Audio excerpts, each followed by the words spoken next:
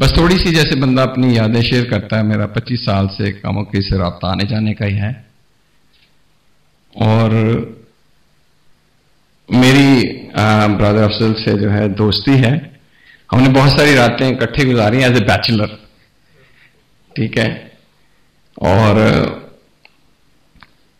میں کچھ جھلکیاں سناتا ہوں آپ کو آنے جانے کی.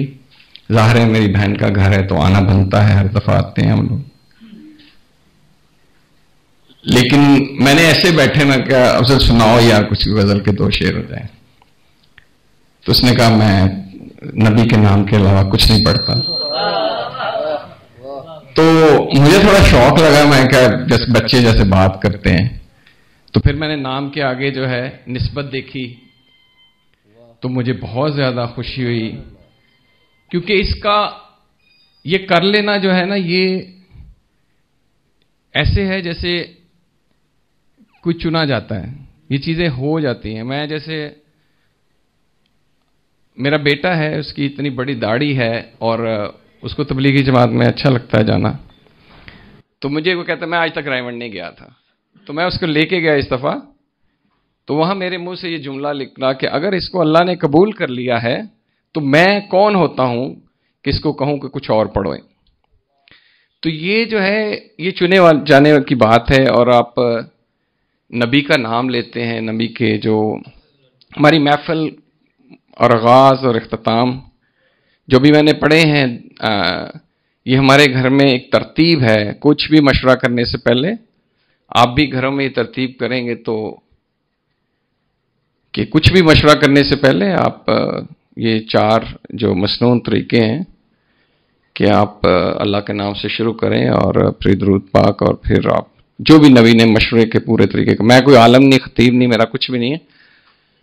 ہم لوگ جب یہاں سے گئے تھے تو ہم سمجھتے تھے کہ ہم مسلمان ہیں, سب چل جائے گا. لیکن وہاں جا کے اندازہ ہوا, جو میری پوری بات کا ایک لب لباب ہے, وہ یہ کہ نبی کی جو سنتیں ہم پڑھتے تھے, تعریف کرتے تھے, سناتے تھے, امتحانات میں لکھتے تھے, اچھے نمبر آتے تھے, وہ نامکمل ہیں جب تک ہم ان کو عملی طور پہ نہیں کریں گے. اور ہم نے گوروں کے اس دیش میں ایسی میری ٹریننگز ہوتی ہیں, ان میں ان کو پتا ہے مشورے کا ورڈ, ان کو میٹنگ کا ورڈ نہیں آتا, ان کو مشورہ سکھایا جاتا ہے, کیونکہ وہ نہیں ہے جو وہ کرتے ہیں. اور اس کے بعد جب میری دکان پہ کوئی گاہک آتا ہے اور اس کے اینڈ میں ہم ایک ڈالتے ہیں تو کہتے ہیں یہ فری کیوں دیتے ہیں, ان کے ہر آواز نہیں. تو میں نے کہا میری نبی کی سنت ہے کہ ہم اینڈ میں, تو پھر وہ پوچھتا ہے کہ who you are, what do you do.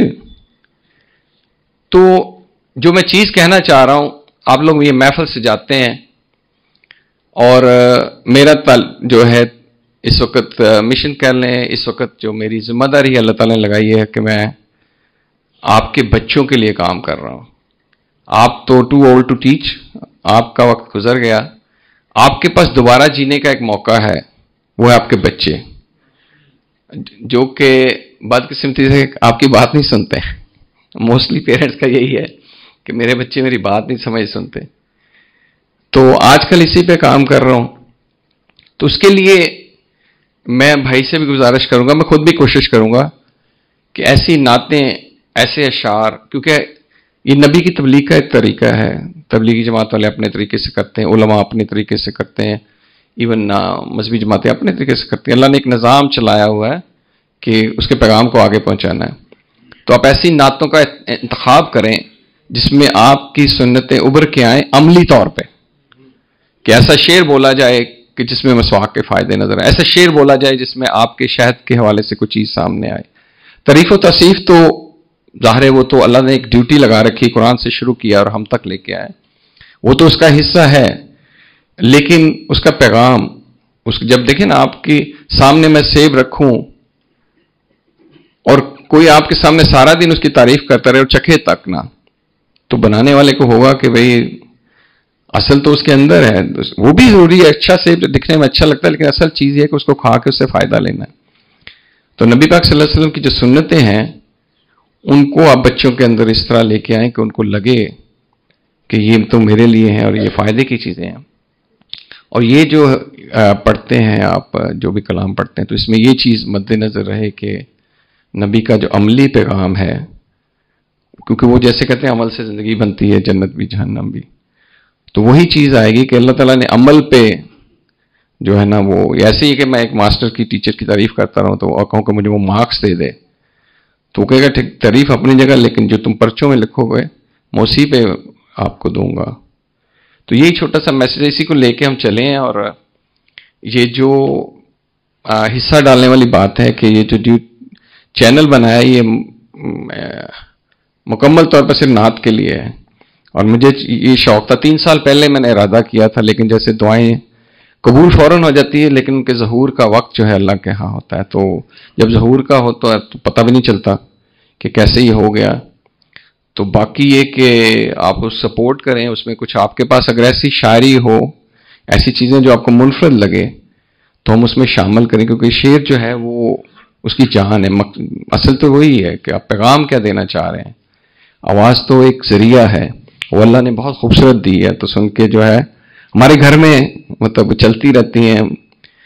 اس کی جو ممانی ہیں وہ بہت زیادہ فین ہیں ان کی، اور تمہارے گھر میں بہت زیادہ ابھی انہوں نے جو حمد پڑھی تھی ہم بگ فین، مجھے بڑی پسند آئی. اور ان کی مہربانی کہ انہوں نے ایک دن میں اس کو ریکارڈ کروایا، وہ سننے والی ہے اور بڑے زبردست اس کے اشعار ہیں. تو باقی یہ کہ اگر آپ میں سے ہمارا کل ایک دن میں لیکچر ہے، اگر کسی کے بچے کو ہیلپ چاہیے اس چیز کے اندر جو سوشل میڈیا مارکیٹنگ میں اچھے کاموں کے لیے، تو ہمیں ٹرینڈ لوگ چاہیے. اگر کوئی بچہ کافی ٹرینڈ ہے تو ہمارے یہاں پہ انہوں نے بچوں نے مل کے جو ہے مائگریشن کا کام شروع کیا کہ وہ بچے جن کو پڑھنے کا شوق ہے یا وہ مائگریٹ کرنا چاہتے ہیں آسٹریلیا کے لیے. تو یہ کل صبح 10 بجے کا لیکچر ہے، اور اس کے بعد کسی کو اگر بات چیت کرنی ہو تو وہاں میں میسر ہوں گا انشاءاللہ.